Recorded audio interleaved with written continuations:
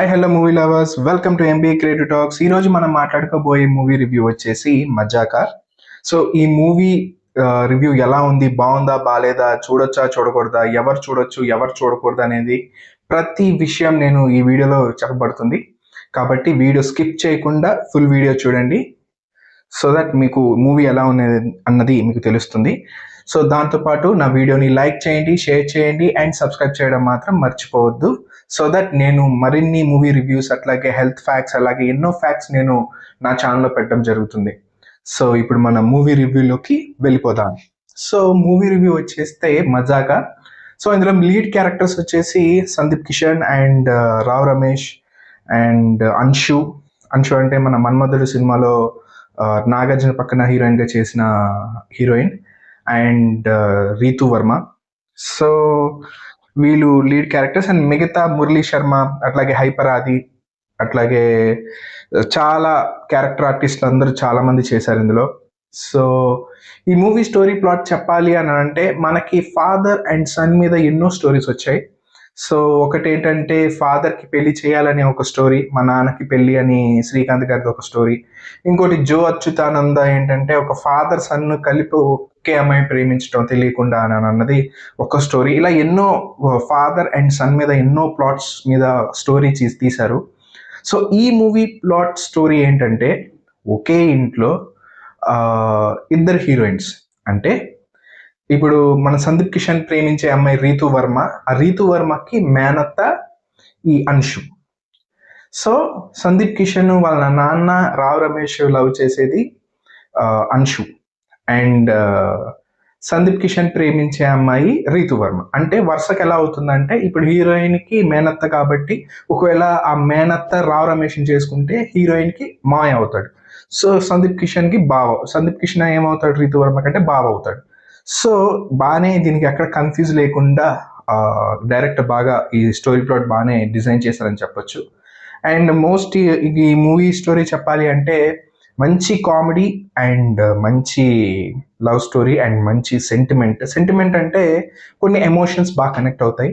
So cinema అయితే డీసెంట్గా overall చాలా బాగుంది. అండ్ మంచి కామెడీ ఉన్న మూవీ, ఎక్కడ వల్గరిటీ అండ్ అడల్టరీ అనేది ఏమీ లేదు. సో స్టోరీ ప్లాట్ వచ్చేసి మనకి స్క్రీన్ ప్లే ఎలా చూపిస్తారంటే రావ్ రమేష్ అండ్ సందీప్ కిషన్ ఇద్దరు ఒక సముద్రంలో కొట్టుకొని వస్తారు. సో ఎవరో ఒక జాగింగ్ వెళ్తున్న ఒక అతను ఫోన్ చేసి పోలీస్ ఇన్ఫార్మ్ చేయగానే పోలీసు ఇందులో అజయ్గా చేశారనమాట. సో ఆ పోలీస్ ఏంటంటే ఇద్దరిని తీసుకొచ్చి అసలు ఎందుకు మీరు సముద్రంలో కొట్టుకొచ్చారు, ఏమైంది అసలు ఏంటి అని అంటే యాక్చువల్గా అసలు వాళ్ళకి సూసైడ్ కూడా కాదు, అది తాగేసి పడిపోయి ఉంటారు అనమాట. సో అది ఏదో పచ్చడి మొత్తం అంతా షర్ట్కి అంటుకుని ఉంటుంది, అంటే మంచింగ్ అని చెప్పేసి పచ్చడి తెచ్చుకోవటం వల్ల ఆ షర్ట్కి అలా అయిపోయి ఉంటుంది అనమాట. సో అక్కడి నుంచి స్టోరీ రివీల్ అవుద్ది అనమాట పోలీస్ స్టేషన్లో. సో అప్పుడు సందీప్ కిషన్ అండ్ రావ్ రమేష్ ఏంటంటే ఇద్దరికి ఫ్యామిలీ కావాలి. సో వాళ్ళు ఎంచుకునే దారులు వేరైనా సరే అల్టిమేట్ ఏంటంటే ఒక ఇంట్లో ఒక ఫ్యామిలీ ఉండాలి, ఒక ఆడవాళ్ళు ఉండాలి అని చెప్పేసి. సో మంచి ఒక స్టోరీ మంచి బాగుంది అండ్ మంచి కామెడీ కూడా ఉంటుంది ఇందులో ప్యారలర్గా స్టోరీ కూడా భలే ఉంటుంది. ఏంటంటే సందీప్ కిషన్ అండ్ రావ్ రమేష్, సో వాళ్ళిద్దరూ అంటే సందీప్ కిషన్ హీరోయిన్ని ఫాలో అవ్వడము అండ్ రావ్ రమేష్ అంశుని ఫాలో అవ్వడము, ఆ తర్వాత వాళ్ళిద్దరూ ప్యారలర్గా వేరు సీన్స్లో ప్రపోజ్ చేయడము, అట్లాగే యాక్సెప్ట్ చేయడం, వేరు సీన్లో యాక్సెప్ట్ చేయడము. అండ్ ఇందులో గొడవ కూడా ఎలా ఉంటుందంటే అసలు యాక్చువల్గా అంశుకిను అండ్ రీతు వర్మకి, సో వాళ్ళిద్దరికి పడదు. సో వాళ్ళిద్దరిని కలిపితే కానీ వీళ్ళు పెళ్ళిళ్ళు కావాలి ఇద్దరికి. సో ఇందులో మురళీ శర్మ ఏంటంటే ఆయన క్యారెక్టర్ చాలా మోస్ట్ క్రేజీ క్యారెక్టర్. ఇందులో మురళీ శర్మ నాకైతే చాలా క్రేజీ అనిపించింది క్యారెక్టర్. అంటే అతనికి ఎవరైనా అవమానిస్తే ఆ పగని ఒక టైం చూసి ఆ పగ తీర్చుకునే ఒక క్యారెక్టర్ అనమాట. ఒక సైకో కమెడియన్ లాగా చూపించారనమాట Murali Sharma. But very typical character, చాలా బాగా డిజైన్ చేశారు మురళీ శర్మ. నాకైతే క్రేజీ అనిపించింది మురళీ శర్మ క్యారెక్టర్. సో అది చాలా బాగుంది మురళీ శర్మ క్యారెక్టర్. సో ఇందులో ఇంకోటి ఏంటంటే ఆ నిషును అండ్ రీతు వర్మ వీళ్ళు ఏంటంటే మురళీ శర్మ ఫ్యామిలీ.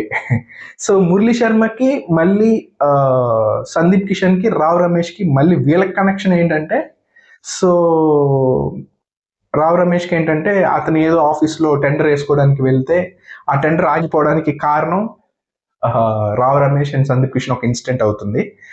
అండ్ మళ్ళీ అతను అనుకున్నది అంటే వీళ్ళిద్దరిని కాకుండా వేరే వాళ్ళకి ఇచ్చి పెళ్లి చేయాలనుకుంటాడు. వీళ్ళ చెల్లెలంటే అది అన్షు, అండ్ కూతురు ఏంటంటే రీతు వర్మ. ఇద్దరిని వేరే బయట సంబంధాలు చేద్దాం అనుకుంటాడు. వీళ్ళని సైడ్ చేసేద్దాం అనుకుంటాడు, రావు రమేష్ని సందీప్ కిషన్ని. సో అది కూడా పోయిద్ది అనమాట క్లైమాక్స్లో. సో బాగుంటుంది. సో ఓవరాల్ అండ్ ఇందులో ఏంటంటే ఒక రైటర్ పాయింట్ ఆఫ్ వ్యూలో ఏంటంటే ఒక చిన్న మిస్టేక్ అయితే ఉంది. అంటే ఏంటంటే రావు రమేష్ చెప్తారనమాట, మీకు పెళ్ళిళ్ళు కావాలంటే ముందు వాళ్ళిద్దరు కలవాలి. సో అది చెప్తాడు. నెక్స్ట్ ఏంటంటే వీళ్ళు పాపం ట్రై చేస్తారు, సందీప్ కిషన్ అండ్ రావు రమేష్ వాళ్ళిద్దరిని కలపడానికి. అది కూడా అవ్వదు. సో లాస్ట్కి మీరే ఏదైనా చేయండి అని అంటే మురళీ శర్మ ఏమంటాడంటే ఎవరో ఒకరు సాక్రిఫైస్ చేసేయండి. సో ఒకరు సాక్రిఫైస్ చేసేయండి, ఒకరు పెళ్లి చేసుకోండి. సో మీ ఇద్దరిలో ఎవరు సాక్రిఫైస్ చేస్తారు అని చెప్పేసి వాళ్ళకి ఒక ఆప్షన్ ఇస్తారు అనమాట. సో డిసైడ్ అయ్యి రండి అని చెప్తాడు. సో ఆ టైం ఇవ్వకుండా డైరెక్ట్గా తన కూతురు పెళ్లి ఫిక్స్ చేసేయడం.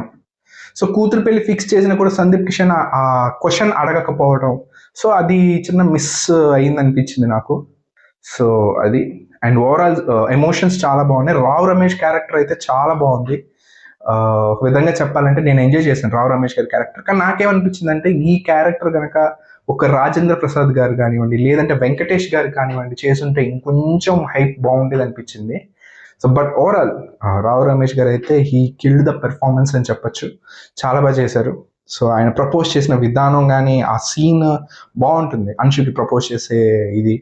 సో అండ్ లాస్ట్ క్లైమాక్స్ కూడా వీళ్ళిద్దరు ఎందుకు అదే అన్షు అండ్ ఈ రీతు వర్మ వీళ్ళిద్దరూ ఎందుకు పడట్లేదు అని చెప్పే దానికి కూడా సొల్యూషన్ క్లైమాక్స్లో దొరకటం. సో ఓవరాల్ సినిమా అయితే డీసెంట్గా ఉంటుంది. అండ్ ఇందులో ఒక ప్రైవేట్ సాంగ్ కూడా వీళ్ళు కొనుక్కున్నారేమో, ఒక ప్రైవేట్ సాంగ్ ఉంటుంది. సో సాంగ్స్ కూడా ఏంటంటే మూవీలోనే సాంగ్స్ ఉంటాయి. సో ఇందులో ప్రైవేట్ సాంగ్ అయితే మనం ఎప్పటి నుంచో యూట్యూబ్లో వింటే అది ఒకటి ఉంటుంది.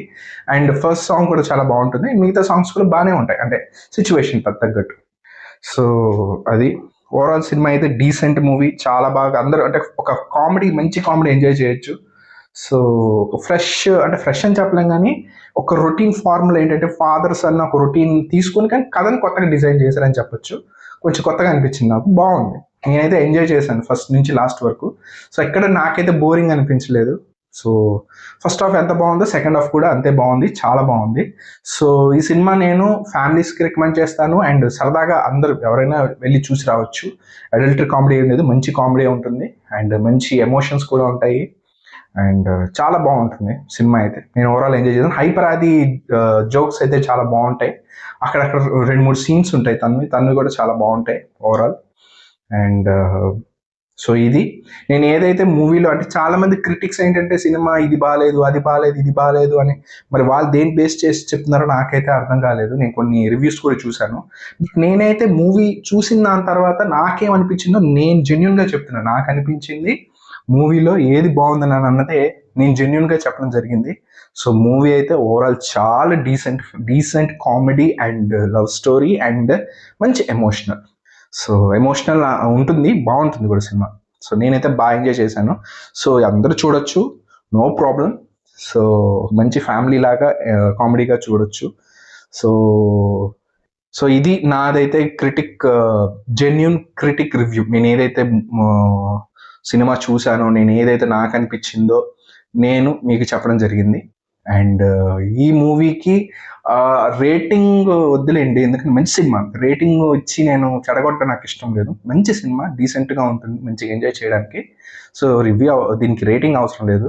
సో మూవీ అయితే బాగుంటుంది. సో ఒకవేళ మీకు రేటింగ్ కావాలి అని అనుకుంటే నేను చెప్పే రేటింగ్ 4/5. నా పరంగా 4/5 అంటే బాగుంది, మంచి డీసెంట్. సో సినిమా అయితే ఓవరాల్ బాగుంటుంది. సో ఎంజాయ్ చేయొచ్చు సినిమా. సో ఇది. సో నా వీడియోని లైక్ చేయండి, షేర్ చేయండి అండ్ నా ఛానల్ని సబ్స్క్రైబ్ చేయడం మాత్రం మర్చిపోకండి. ఓకే, నేను మరిన్ని కంటెంట్స్, మరిన్ని ఫ్యాక్ట్స్ నేను అప్లోడ్ చేయడం జరుగుతుంది. So stay tune for more updates on MB creative talks.